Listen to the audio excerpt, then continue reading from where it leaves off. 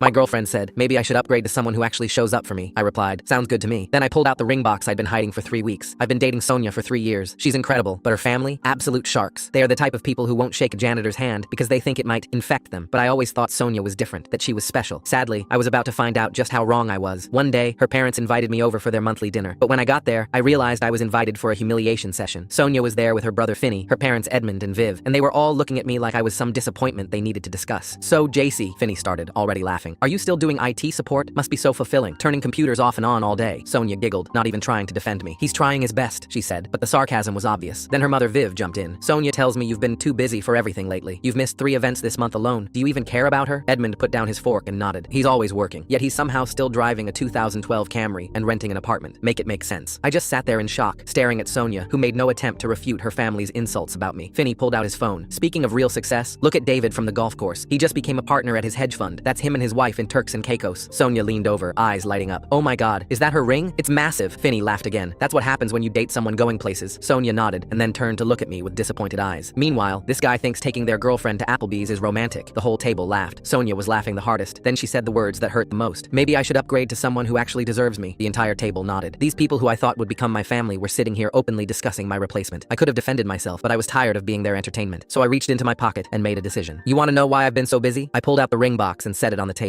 Open it. The laughter stopped instantly. Sonia's smirk vanished. What is that? Open it. Her hands shook as she lifted the lid. The diamond caught the light and her face went completely pale. Viv's wine glass slipped, spilling red across the white tablecloth. JC, what is this? Sonia whispered. Your dream ring. The exact one that you've been talking about for months. I pulled out my phone and showed the receipt for $9,000. Finney's jaw dropped. Edmund pushed back from the table like I'd pulled out a weapon. $9,000? How did you afford that? Viv looked at me like she was seeing a ghost. I pulled 6 months of double shifts, working myself to death while you sat here laughing at me. My voice was steady, but my hands were shaking. This was supposed to be tonight. The proposal. In front of your family. Sonia's eyes filled with tears. Her hand went to her mouth. I was going to get on one knee right here. Tell everyone how much I loved you. Edmund couldn't even speak. His mouth opened and closed like a fish. JC, please forgive me. Sonia reached for the ring, tears streaming now. I didn't know you were. I snapped the box shut. The girl who was going to get this ring would have defended me. Once. Just once. Sonia jumped up, nearly knocking over her chair. Please, that's my ring. That's our future. No, I said, pocketing it. It's a $9,000 reminder that I never belonged here. I walked out while Sonia sobbed behind me, her family sitting in stunned silence. My phone started exploding even before I reached my car. Sonia, please come back. I'm sorry. Please bring the ring back. I ignored it at first, but then her family started texting too. Finney's text read, dude, she's hysterical. She keeps saying, my ring, my ring. I'm sorry about what I said. Just talk to her. Then came Viv. JC, please. I know we shouldn't have said those things, but Sonia is devastated. She wants to talk about the ring. I put my phone on silent once the calls started, not willing to deal with these fake losers. Once I reached my apartment, Sonia showed up within minutes and banged on my door, screaming,